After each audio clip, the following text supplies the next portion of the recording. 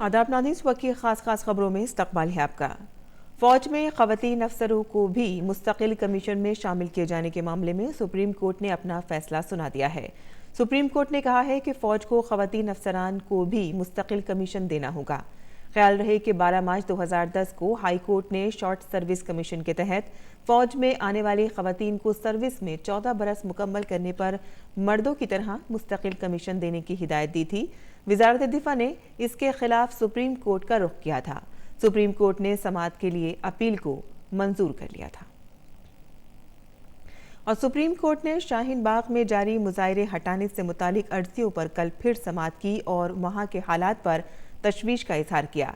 अदालत ने सीनियर वकील संजय हेगड़े को शाहीन बाग से मुतालिक बातचीत के लिए मुज़ाकरातकार मुकर्रर किया है। संजय हेगड़े ने पुलिस तहफ़्फ़ुज़ का मुतालबा किया है। सुप्रीम कोर्ट ने हुकूमत से कहा है कि गुज़िश्ता 60 दिनों में आपने कुछ नहीं किया।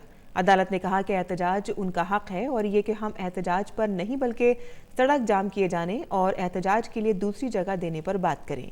सरकारी वकील ने कहा कि हम मुतबादिल जगह फराहम नहीं कर सकते। पिछली समाअत में सुप्रीम कोर्ट ने मरकज़ और दिल्ली हुकूमत को नोटिस जारी करते हुए कहा था कि मुजाहिरों के लिए सड़कों को जाम नहीं किया जा सकता। अदालत ने कहा कि मुजाहिरा तवील अरसे से जारी है, ऐसे में मुजाहिरों के लिए मखसूस जगह होनी चाहिए, लेकिन रास्ता रोका नहीं जा सकता।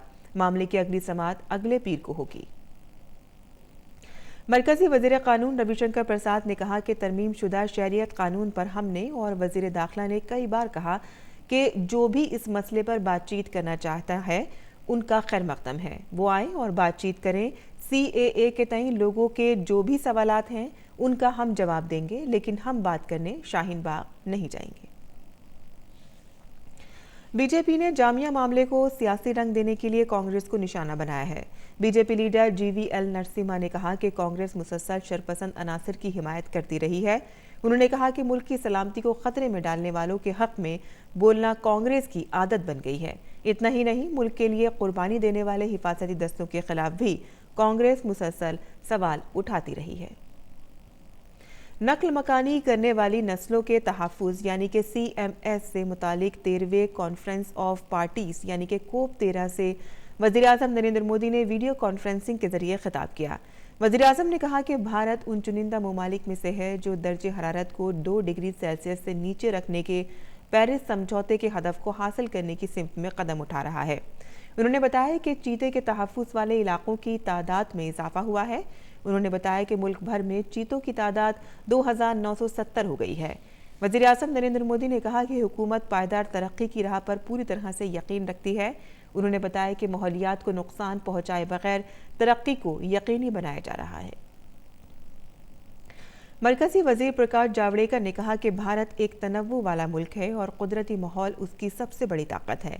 गुजरात के गांधीनगर में मुनक़िद जंगली जानवरों के हिजरत करने वाली नस्लों के तहफ़्फ़ुज़ से मुतालिक 13वें इजलास के इफ्तिताह के मौके पर खिताब करते हुए प्रकाश जावड़ेकर ने कहा कि कुर्राए अर्ज़ के तहफ़्फ़ुज़ के लिए लोगों को रज़ाकाराना तौर पर आगे आना होगा।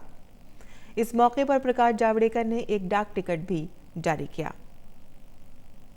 और निर्भया इज्तिमाई इस्मत दरी के कसूरवारों के खिलाफ नए सिरे से डेथ वारंट जारी करने वाली अर्जी पर पटियाला हाउस कोर्ट ने समाअत की और नया डेथ वारंट जारी करते हुए मुजरिमों को 3 मार्च को सुबह 6 बजे फांसी दिए जाने का हुक्म जारी किया। निर्भया के वालिदैन ने 11 फरवरी को नया डेथ वारंट जारी करने के लिए अर्जी दाखिल की थी। पटियाला हाउस कोर्ट ने पहले डेथ वारंट में 22 जनवरी को फांसी देने की हिदायत दी थी। इसके बाद अदालत ने 1 फरवरी को फांसी देने का हुक्म दिया था और बाद में कोर्ट ने 31 जनवरी को समाअत करते हुए इस पर रोक लगा दी थी। बेंगलुरु में मीडिया से बात करते हुए वज़ीर ख़ज़ाना निर्मला सीतारमण ने कहा कि हुकूमत ने इफ़राते ज़र पर काबू पाने के लिए कई इक़दाम किए हैं। एक सवाल के जवाब में वज़ीर ख़ज़ाना ने कहा कि मुल्क में बरामदात के फ़रोग़ के लिए कई अहम इक़दाम ज़ेर गौर हैं। और केरल में कोरोना वायरस पॉजिटिव पाए गए 3 लोगों में से 2 को पूरी तरह से सेहतमंद करार दिए जाने के बाद अस्पताल से छुट्टी दे दी गई है। इससे पहले केरल के 2 मरीजों को कोरोना वायरस से सेहतमंद होने के बाद अस्पताल से छुट्टी दे दी गई थी। इसमें एक का इलाज सरगोड में कंजनगढ़ सरकारी अस्पताल में चल रहा था, जबकि दूसरे तालिबे इल्म का अल्पोजा मेडिकल कॉलेज में इलाज चल रहा था। दोनों के सेहतमंद होने के बाद उन्हें अस्पताल से छुट्टी दे दी गई। इस वक्त खास खबरों में फिलहाल इतना ही। इजाज़त दीजिए, शब बख़ैर।